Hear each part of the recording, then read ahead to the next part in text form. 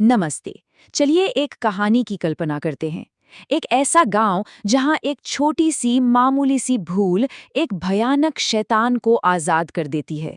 जी हाँ, आज हम ऐसी ही एक कहानी में उतरने वाले हैं। जरा सोचिए, क्या हो अगर किसी की मदद करने का एक छोटा सा काम किसी सदियों से सोई हुई प्राचीन बुराई को फिर से जगा दे। तो चलिए इस कहानी को शुरू करते हैं। कहानी का जो मेन कैरेक्टर है वो है गिरधारी। एक पोस्ट मास्टर है जो अभी अभी एक बिल्कुल नए कोहरे में डूबे हुए गांव में रहने आया है। अब हुआ ये कि पहली ही रात को गिरधारी को पता चलता है कि अरे घर में तो चावल ही नहीं है। अब क्या करें?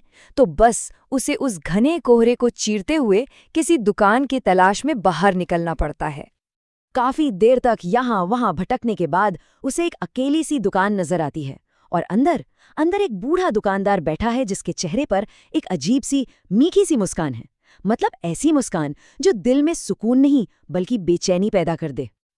तो वो दुकानदार अपनी नज़र कमज़ोर होने का बहाना बनाता है और गिरधारी से बड़ी ही विनम्रता से कहता है कि दरवाजे के रास्ते में जो एक गंदा सा मिट्टी का मटका रखा है उसे ज़रा हटा दे। और जैसे ही गिरधारी उस मटके को पैर से धकेलता है ना, वो टूट जाता है और उसके अंदर से जो निकलता है वो बहुत ही अजीब है। दो सूठी हड्डियां और कुछ मुरझाए हुए फूल। और बस उसी पल हवा में एक सड़ी हुई सी बदबू फैल जाती है। अब वो दुकानदार जो अपना नाम कालीचरण बताता है उसे चावल की एक बोरी मुफ्त में दे देता है। लेकिन जैसे ही गिरधारी दुकान से निकल रहा होता है उसे एक बड़ा ही खौफनाक नज़ारा दिखता है। लालटेन की रोशनी में कालीचरण की परछाई जमीन पर कुछ ज्यादा ही अस्वाभाविक रूप से लंबी और डरावनी खींची हुई थी। तो अब अगली सुबह होती है और गिरधारी को धीरे धीरे ये एहसास होना शुरू हो जाता है कि पिछली रात जो हुआ था वो बिल्कुल भी नॉर्मल नहीं था। बात यह है कि उसे अब चारों तरफ से चेतावनियां मिलने लगती हैं। पहले तो पोस्ट ऑफिस में उसका एक साथी किसी 20 साल पुराने आतंक के लौटने की बात करता है और कहता है कि भाई अंधेरा होने से पहले घर पहुंच जाना। फिर उसका नया पड़ोसी भी ठीक वही चेतावनी दोहराता है और ये भी बताता है कि गांव पर कोई बहुत बड़ा खतरा मंडरा रहा है। और फिर जल्द ही वही पड़ोसी उसे कालीचरण के अतीत का वो भयानक सच बताता है जिसे सुनकर रोंगटे खड़े हो जाएं। कई साल पहले कालीचरण एक भला सीधा साधा दुकानदार हुआ करता था, लेकिन फिर 20 साल पहले पूर्णिमा की रातों में अचानक गांव से बच्चे गायब होने लगे और एक रात गांव वालों ने कालीचरण को रंगे हाथों पकड़ लिया। वो एक बच्चे की बलि चढ़ाने के लिए काला जादू कर रहा था। गुस्से में गांव वालों ने उसे मार डाला और फिर एक सन्यासी ने उसकी आत्मा को उसी की दुकान के नीचे की जमीन में हमेशा के लिए कैद कर दिया। उसकी दुष्ट आत्मा को पूरे 20 सालों के लिए एक मिट्टी के मटके में कैद किया गया और उस मटके को दुकान के ठीक सामने रख दिया गया था। जी हाँ, ये वही मटका था जो उस शैतान को इतने सालों से रोके हुए था। और बस यही वो पल है जब गिरधारी को एक भयानक सच का एहसास होता है, मानो उसके पैरों तले जमीन खिसक गई हो। अब गिरधारी के दिमाग में सारी कड़ियां जुड़ जाती हैं। जिसे उसने एक दयालु बूढ़ा आदमी समझा था वो असल में आत्माओं को खाने वाला कालीचरण था। रास्ते में पड़ा वो मामूली सा गंदा मटका असल में वो बर्तन था जिसमें उसकी आत्मा को बांधा गया था। और चावल की वो मुफ्त बोरी, वो तो उसकी आज़ादी की कीमत थी। गिरधारी को ये समझ आ जाता है कि उसे फंसाया गया था पूरे गांव की रक्षा करने वाली चीज को तोड़ने के लिए।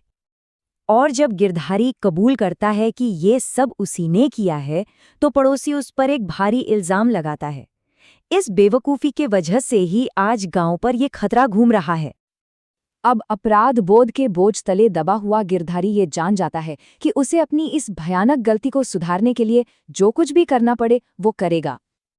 अब उम्मीद की बस एक ही किरण बची है, वो एक व्यक्ति जिसने इस बुराई को पहले भी हराया था। तो गिरधारी और बाकी गांव वाले मिलकर उसी बूढ़े सन्यासी की शरण में पहुंचते हैं जिसने पहली बार कालीचरण की आत्मा को कैद किया था। वो सन्यासी एक बहुत ही खतरनाक योजना बनाता है। प्लान ये है, गिरधारी को कालीचरण का विश्वास जीतकर उसे बातों में उलझाए रखना होगा। इसी बीच सन्यासी दुकान के चारों तरफ एक बंधन मंत्र का घेरा बना देगा। फिर जैसे ही सन्यासी इशारा करेगा, गिरधारी को वहां से भाग निकलना होगा ताकि अंतिम बंधन का अनुष्ठान शुरू हो सके। मतलब इस पूरे प्लान की चाबी गिरधारी ही है, क्योंकि कालीचरण भरोसा भी तो उसी पर करता है ना, जिसने उसे आजाद जो किया था। तो वो रात आती है, अमावस्या की घनी काली रात। ऐसे अनुष्ठानों के लिए ये सबसे शक्तिशाली समय माना जाता है। गिरधारी और सन्यासी दोनों उस दुकान की ओर बढ़ते हैं। अब सीन बड़ा ही तनाव से भरा हुआ है।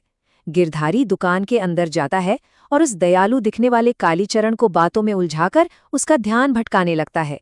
और बाहर सन्यासी अपना काम कर रहा है। सोचिए, गिरधारी की हालत, उसे ये जानते हुए भी कि वो एक राक्षस से बात कर रहा है, सब कुछ नॉर्मल होने का नाटक करना पड़ रहा है।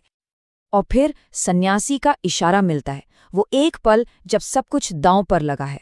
गिरधारी फुर्ती से दुकान से बाहर कूदता है और कालीचरण की आत्मा उस जादुई घेरे के अंदर फंस जाती है। और ठीक तभी कालीचरण का असली खौफनाक राक्षसी रूप सबके सामने आ जाता है। गुस्से से पागल होकर कालीचरण गिरधारी को उसके धोखे के लिए एक राक्षसी धमकी देता है। वो चीखता है, तुझे मैं भयानक मौत दूंगा, चाहे तू कहीं भी जाकर छिप जाए। और बस इसके बाद मंत्रोच्चार शुरू हो जाता है। सन्यासी और उनके साथ कुछ और गांव वाले मिलकर उस दुष्ट आत्मा को हमेशा हमेशा के लिए नष्ट करने के लिए शक्तिशाली मंत्रों का जाप शुरू कर देते हैं। देखते ही देखते कालीचरण का वो राक्षसी रूप और उसकी दुकान दोनों ही एक जादुई आग में जलकर भस्म हो जाते हैं। उसकी जो हड्डियां बचती हैं उन्हें एक नए मिट्टी के मटके में रखा जाता है। फिर उस मटके को एक बरगद के छोटे से पौधे के नीचे दफना दिया जाता है। यही पेड़ अब उसका हमेशा का कारागार बनेगा।